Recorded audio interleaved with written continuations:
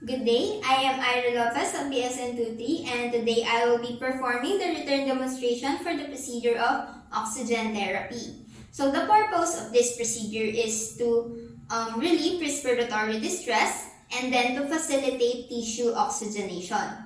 For the assessment, we must assess the doctor's order to prevent errors and then the client's level of consciousness, knowledge, and understanding so that we can determine the client's ability to cooperate. And also, we have to check the client's vital signs, including the oxygen saturation, and then the client's breath sounds, and any signs and symptoms of respiratory distress. And also, we have to assess for the availability and functionality of all the needed materials to save the nurses time and energy. Moving on now to the planning, we have to gather and prepare all the needed materials such as the oxygen source, the plastic nasal cannula with the connecting tube, and then, or we can use a face mask, and then the humidifier and sterile water for the humidifier, and also the flow meter, then a pair of clean gloves, and then cotton balls moist with a saline solution in a receptacle. So moving on now to the procedure of using a nasal cannula. First, we must identify the client, introduce ourselves, and explain the procedure to the client so that we can establish rapport with our patient. So, hello po ma'am. Ako po si Aira Lopez, your student nurse for today. Ano pong pangalan at birthday? Daryl Lopez, February 11, 1991. Okay po ma'am. So, yung procedure po na gagawin natin ngayon is kakabitan po natin kayo ng oxygen para po matulungan natin yung paghinga po ninyo and para hindi po kayo mahirapan. Okay po, ma'am? So, ma'am, check ko lang po kayo.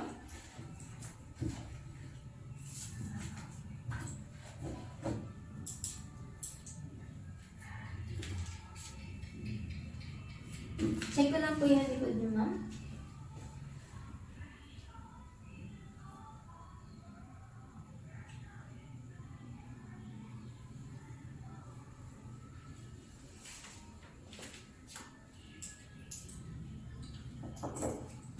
So assuming that we have already checked our client's vital signs and breath sounds, we will now proceed to the next procedure. So after introducing ourselves to our client, we must now provide patient's privacy by closing the bedside curtain or closing the door of the room. And then we will raise the side of the bed into a comfortable working height, lower down the side rail on the side that we will work on, and put away the call light. Then we will place the patient in a semi-Fowler's position or Fowler's position. So ma'am, okay lang po ba yung position po ninyo? Hindi po kayo nahihirapan? Hindi po. Okay po, thank you. Then, now we are going to perform hand hygiene and wear clean gloves.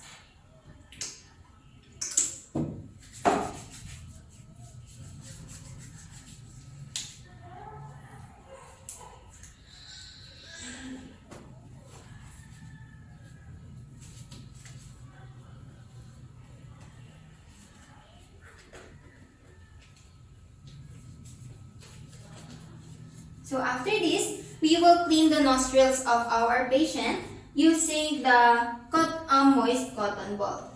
So ma'am, alinisin ko na po.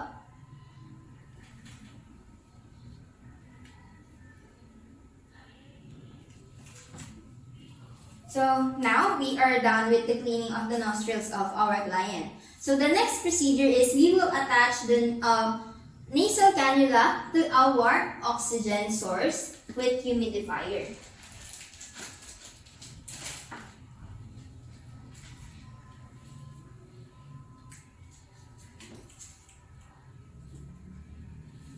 And then we will turn on the oxygen meter until bubbling is noted.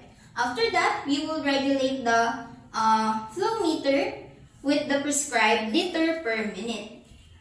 So assuming that I have already regulated the oxygen tank, I will now place the cannula prong upward on the client's nostrils. So ma'am, kabit ko lang pa.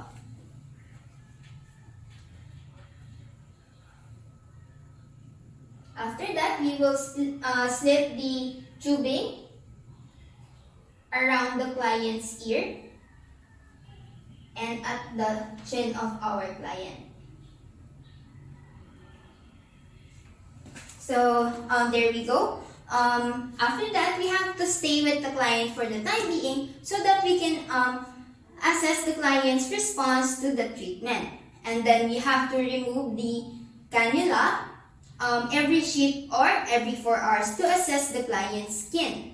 Then after that, we will lower the bed, raise the side rail, and place the collet within the client's reach to provide patient's safety. So, ma'am, tanggalin ko na po.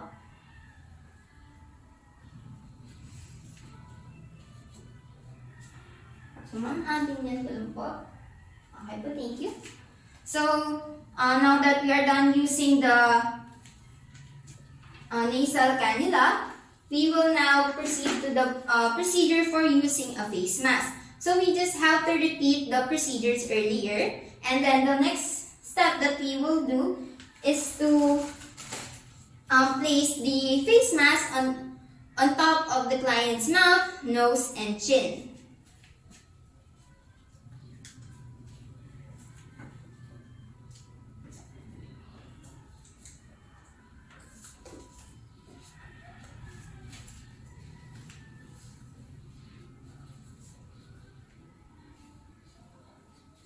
And then we will adjust the strap at the client's nose bridge.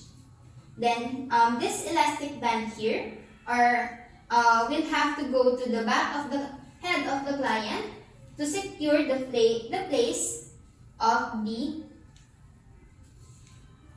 face mask.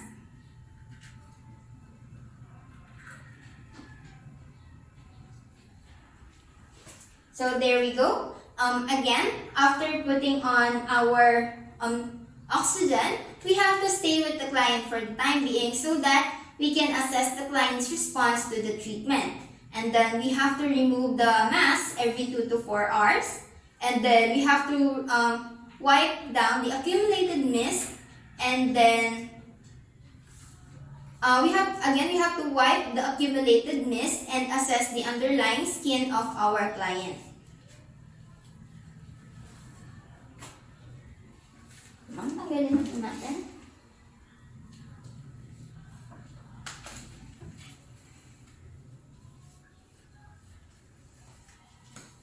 So, there we go. Once the procedure is done, either for the nasal cannula or face mask, we are going to close the oxygen regulator and humidifier. And then we have to remove the nasal cannula or face mask and dispose it properly.